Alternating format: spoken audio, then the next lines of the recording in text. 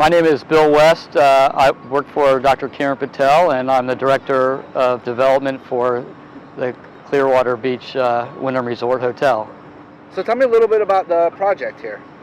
Well, when I first came on board to work on the project for Dr. Patel, that was the beginning of 2011. At that point, Dr. Patel had already gone through a development process where he got all of his entitlements for the project. But at that time, we were still coming out of the troubled economy, and which was still a difficult time to start building a project of this magnitude, or any project for that matter. So the first thing I did when I started working for Dr. Patel back in 2011 was secure his existing entitlements and all of his development rights he already had in place.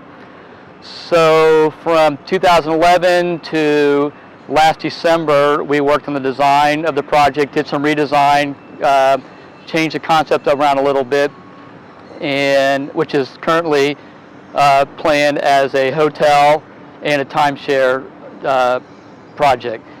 There's 345 hotel rooms and 105 timeshare units. We broke ground last December, a 2-year project, and we'll be finished in looking to open up for business in the first quarter of 2017, hopefully around January. So obviously this is a very, ambitious project.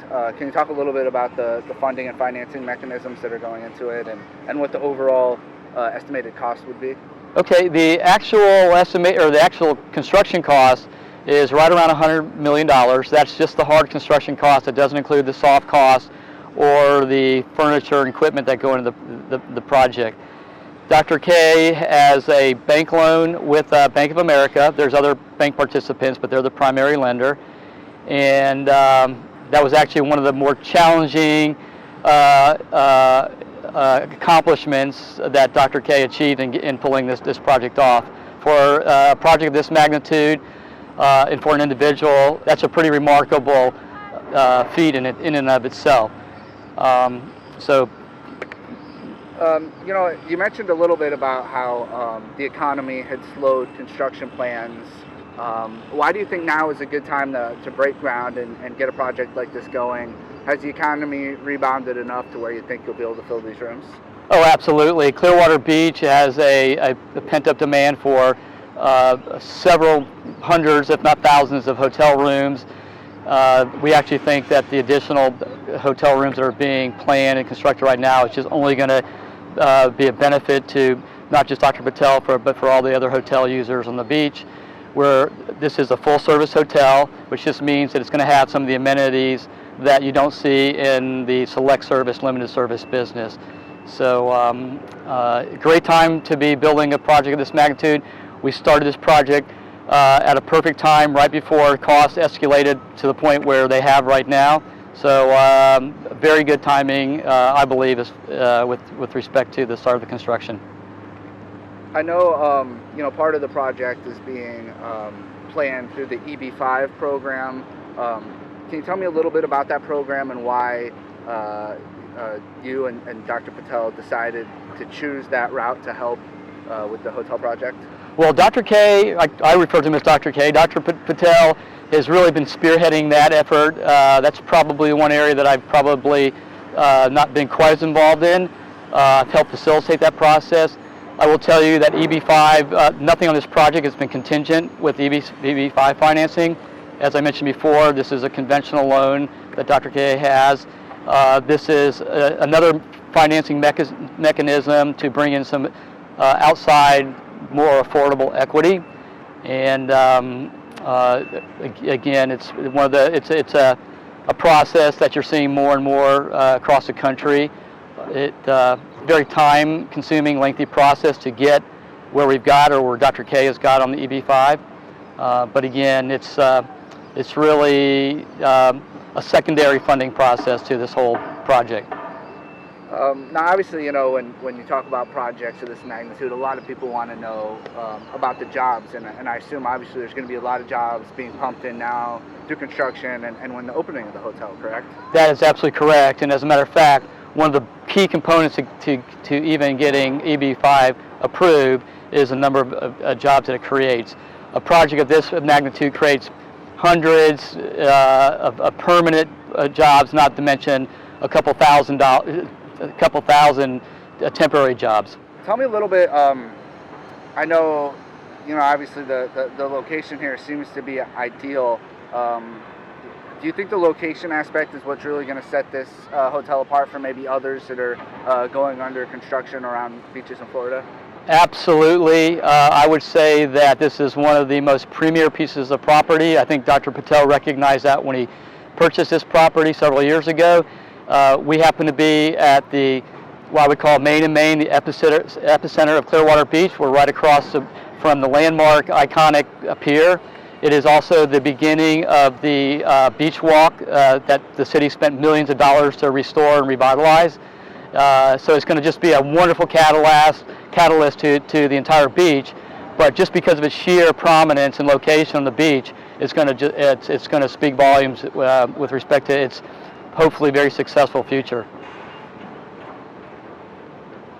I know you mentioned this a little bit, but what type of visitors do you plan to draw? Do you think it'll mostly be international, or what do you think is sort of going to drive tourism in the future as our economy continues to build? Well, I think, and again, I'm not a marketing expert, but I would say that my understanding is that the foreign market continues to increase as far as the number of tourists that come here.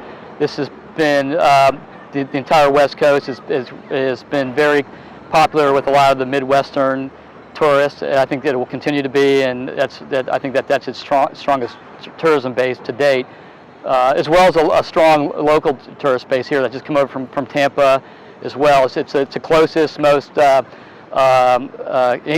convenient destination for somebody on Tampa to come to the beach. I know you've done a lot of development work before. What sort of sets this project apart from some of the others that you've done in the past that really, when you think of this project, makes it different? I would say that it's very unique in the sense that it is a mixed-use project with respect to the fact that we've got a hotel and a timeshare component, which is hospitality in nature. It's not a condominium residential development. It's not a hotel. It's something in between from a layman's standpoint, which is somewhat unique as far as that composition. So that makes it unique and challenging.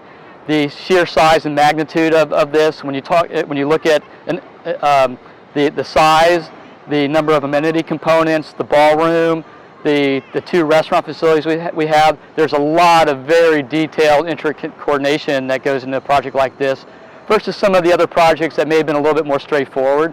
They may have been as big as this from a cost standpoint, but this one has some complexities that are a little bit beyond what I've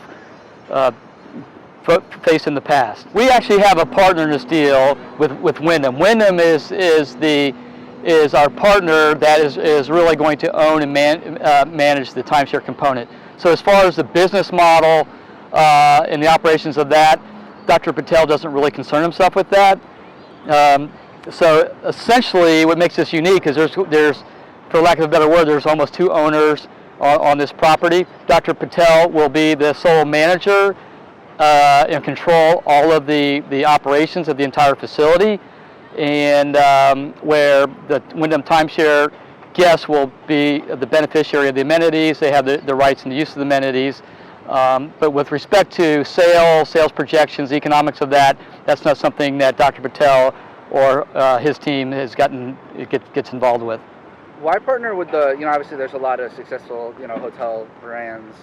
Why partner with Wyndham? What sort of sets that brand apart, or you guys think will make this a successful project? Wyndham is by far, without any distant second player in the arena, the granddaddy in the vacation/timeshare arena. So they've got this down to a science. There's nobody that even competes with them, and really just a perfect partner for a concept like this. We're about 40% complete right now. We'll be topped out with this building in about 2 or 3 weeks, certainly by the end of November, right on schedule. As you can see, the glass is starting to go in. They're framing the interior right now. At this point, things are really going to start to become very exciting for somebody like myself. There's going to be a lot of activity. This is where the fun really begins on a project like this.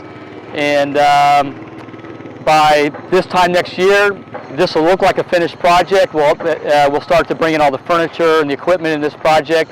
And within a couple of months from this time next year, say January 2017, we'll have what they call heads to beds. The gross square footage of this project is around 700,000 square feet. What I mean by that is we've got a parking garage that includes the gross square footage. If you take all of that out, we're just looking at about conditioned space. We're probably closer to about 400,000 square feet. A typical unit. Oh, a typical unit? Well, a hotel's fairly standard in size, around 500 square feet. The timeshare vacation units range anywhere from 1,000 square feet to 4,000 square feet, from one-bedroom units to four-bedroom presidential suites. And how high are the two towers?